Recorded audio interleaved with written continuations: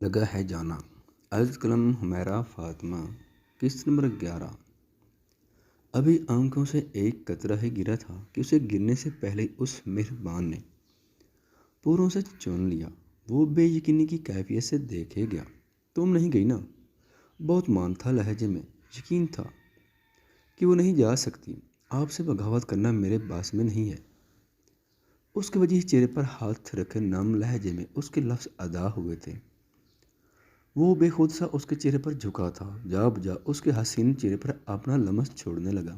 بیا نے آنکھیں میچ لیں، آنکھوں میں فن سے موتی لڑیوں کی صورت میں سرخ ارزو پر بہہ نکلے، جسے بالاج نے بہت محبت سے ہونٹوں سے چنا تھا۔ کس قدر بے بس تھی وہ اس شخص کے سامنے، چاہ کر بھی اسے اندھیرے میں نہیں چھوڑ سکتی تھی۔ اس غلطی یا گناہ کی سزا وہ خود کو دے رہی تھی جس میں اس کا قصور تھا ہی نہیں۔ بیا اس کی پکار پر وہ اپنی سبزی میل سرخ آنکھوں سے اس کی طرف دیکھنے لگی۔ کیا کچھ نہ تھا اس کے لہجے میں، تکلیف، تڑپ، شدت۔ وہ جانتی تھی وہ ایک بار پھر اس کے جذبات روند کے چلا جائے گا، پر یہی تو انسان بے بس ہوتا ہے۔ اس کا پیار اسے اس شخص سے دور جانے ہی نہیں دیتا تھا۔ اس کا دل جو محض اس کی قرب کا تمنا ہی تھا، اس کی ہر تڑپ سے واقف تھا۔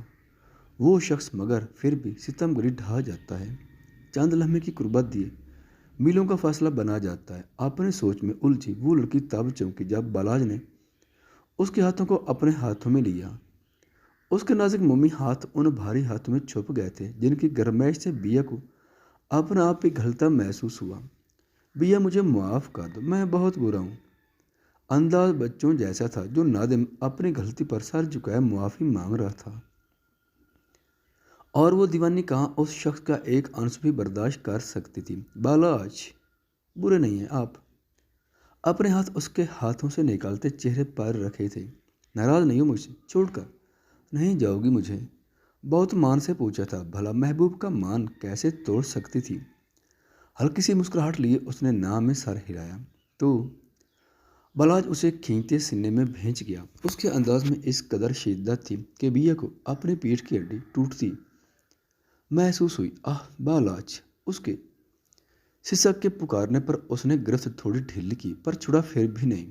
مجھے معاف کر دو بیا، میں بہت ٹوٹا ہوا ہوں۔ میں بھروسہ نہیں کر پاتا، میں تم سے دور رہا کیونکہ میں تم سے پیار نہیں کرنا چاہتا تھا، پر میں کر بیٹھا۔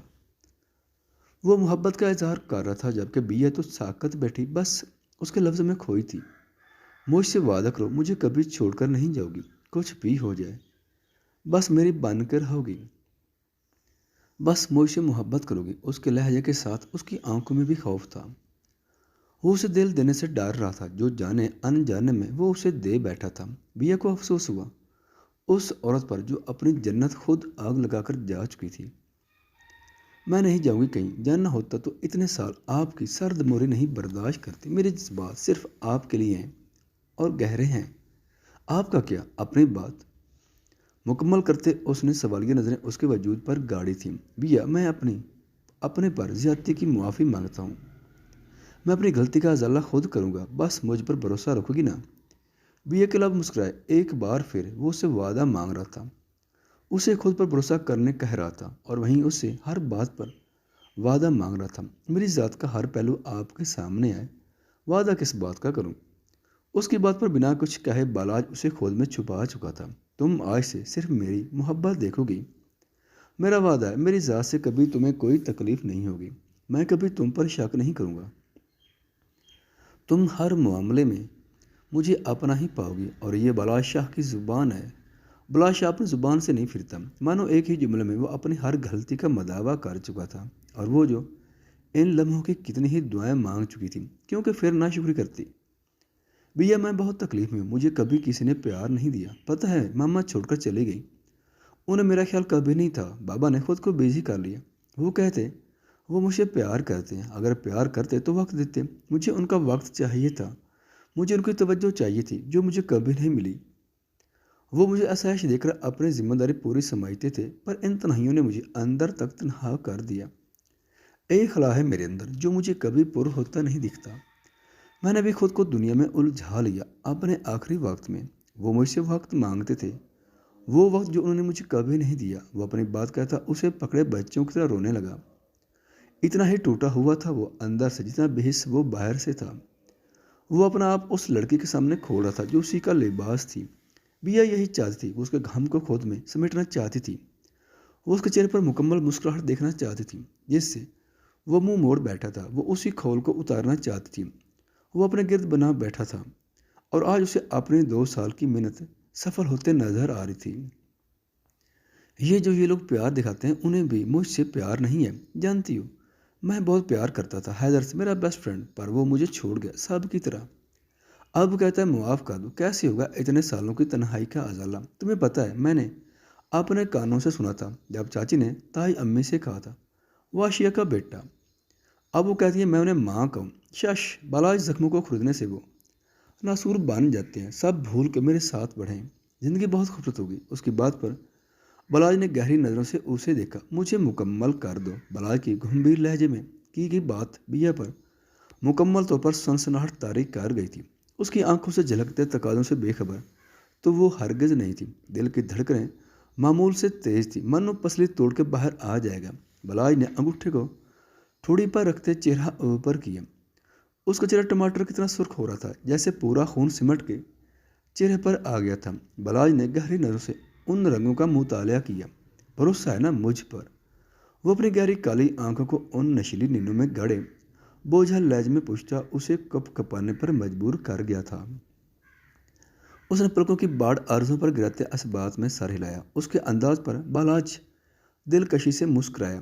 بیا، بالاج شاہ۔ اس کے منہ سے اپنا نام سن کر بیا کو اپنے راگ راگ میں سکون اترتا محسوس ہوا۔ اف، کس قدر خوبصورت لگتا تھا اس کا نام اس شخص کے ساتھ جڑ کر۔ آج شام تیار رہنا، سرپرائز ہے تمہارے لیے، اس نے مسکرا کر کہا تو وہ بھی ہولے سے مسکرا دی۔ وہ دونوں مسکراتے ہوئے نیچے آئے تھے جبکہ بالاج کا خوشگوار موڈ سب کو ہی حیران کر گیا تھا۔ سب پھٹی پھٹی نظروں سے انہیں دیکھ رہے تھے۔ جب وہ اپنی کرسی پہ آ کر رکا، اٹھ جائیں یہاں سے، یہ میری بیوی کی جگہ ہے۔ چاچو کے سامنے کھڑے ہو کر اس نے آرام سے کہا، کل تک وہی کہتا تھا اس لڑکی کی اس کی زندگی میں کوئی اہمیت نہیں تو اپنے برابر میں جگہ کیوں دیں، پر اچانک یوں انہیں اٹھانا بیا کو شرمندگی سی ہوئی۔ پر اب کچھ بھی کہہ کر وہ بالاج کو ناراض نہیں کر سکتی تھی۔ اس کا انداز باقیوں کے لیے آج بھی اتنا ہی سر تھا جس پر وہ کچھ نہیں کر سکتی تھی۔ ہر کسی کو اپنے حصے کی جنگ خود لڑنی پڑتی ہے۔ اگر تو کوئی واقعی سنسیئر ہے تو وہ خود ہی بالاج سے سب کلیئر کر لے۔ اب وہ اپنے اتنے مشکل سے ٹھیک ہوئے رشتے کو کسی اور کی وجہ سے خراب نہیں کر سکتی۔ انڈین سوپس والی بہو بننے میں اسے کوئی انٹرسٹ نہیں تھا۔ چاچو بمشکل خود پر ضبط کرتے وہاں سے اٹھ چکے تھے۔ اگر کوئی اب سے زیادہ خوش تھی تو وہ عشائی تھی، کیونکہ اسے بالاج سے سارا مسئلہ بیا کی وجہ سے تھا۔ اب وہ خوش تھی تو عشا بھی پرسکون ہو گئی۔ بالاج بھائی، عشا کے پکارنے پر سب نے شاک سے اسے دیکھا۔ مطلب اچانک سے اتنی عزت؟ صحیح میں اچھو تو حیدر کو لگا تھا، پر وہ بے نیاز سے بالاج کو دیکھ رہی تھی جو جوس ڈالتے ہاتھ کو روک کے ایبروز کرتے دیکھنے لگا۔ جب کہ سب کی ہونک بنی شکل دیکھتے بیا کی ہنسی چھوٹ رہی تھی۔ وہ آج ادا نیو گھر میں شفٹ ہو گئے۔ میں بیا کو لے کر وہاں چلی جاؤں؟ اب حیدر کو اپنی بیوی کا مطلبی پن سمجھ میں آیا تھا۔ تیار ہو جاؤ، میں ناشتے کے بعد خود لے کر جاؤں گا۔ اس کی بات پر جہاں عشا نے حیرت سے پھٹی پھٹی آنکھوں سے اسے دیکھنے لگی جیسے اس نے کوئی ناممکن بات کر دی ہو، وہیں بیا کے سرخ لبوں کی تراش پھیلی تھی جس پر بالاج بھی سرشری سے مسکرا دیا۔ یہ لڑکی اس کے لیے خاص تھی اور اب وہ اپنی زندگی ہرگز پرانی باتوں کے پیچھے برباد نہیں کرنے والا تھا۔ بالاج بھائی، میں آپ کی سالی ہوں نا؟ بیک سیٹ پر بیٹھی عشا نے چہہ کے پوچھا۔ اس کے اچھے موڈ کو دیکھ وہ اچھی خاصی فاری ہو چکی تھی۔ اسے غرض نہیں تھی یہ سب کیسے ہوا، بس اس کی بہن خوش تھی اور یہی کافی تھا۔ ہاں، سامنے سے یک لفظی جواب آیا تھا، تو اس حساب سے آپ کو میرے نخرے اٹھانے چاہیے، ہے نا؟ اب اس نے قدرے معصومیت سے کہا جس پر بالاج نے بھویں اچکائیں۔ اول تو آپ اتنی معصوم نہیں جتنی آپ بن رہی ہیں، اور دوسرا یہ کہ میں آپ کی چھوٹی بہن کا شوہر ہوں۔ بالاج نے سادہ سادہ لفظوں میں اسے ہری جھنڈی دکھائی تھی، گو کہ نخرے اٹھانے کا تو سوال ہی نہیں تھا۔ پر جیسے ہی نظریں بیا پر پڑی وہ پریشان ہوا جو اسے آنکھیں چھوٹی کیے گھور رہی تھی۔ کیا ہوا؟ اب معصوم بننے کی باری بالاج کی تھی۔ اول تو آپ اتنے معصوم نہیں جتنے آپ بن رہے ہیں، اور دوسرا یہ کہ وہ میری بہن ہے اور آپ کا فرض ہے اس کے نخرے اٹھانا۔